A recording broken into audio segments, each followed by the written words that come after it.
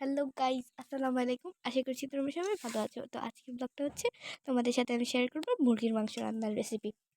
তো প্রথমে আম্মু একটি কড়াইয়ে তেল দিয়ে তেজপাতা আর গোটা মশলা দিয়ে দিল। তারপর এখানে দিয়ে দিল কেটে রাখা মুরগির মাংস। এগুলোকে ভেজে নেওয়ার পর দিয়ে দিবে পেঁয়াজ কুচি, হলুদ গুঁড়া, মশলার গুঁড়া, লবণ আর মরিচের গুঁড়ো।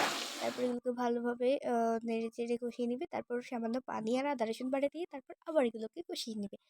দেখতে পাচ্ছ এখন এগুলোর কালার কত সুন্দর এসেছে, আমার তো দেখে খুবই লোভনীয় লাগছিল। তারপর এখানে দিয়ে দিবে কেটে রাখা আলুগুলোকেও তারপর দিয়ে দেবে গোটা মরিচ এবং রসুন। তারপরে এগুলোকে ভালোভাবে কষিয়ে নিবে। কিছুক্ষণ ঢাকনা দিয়ে তোলার পরই এটা তৈরি হয়ে যাবে, মানে তৈরি হবে।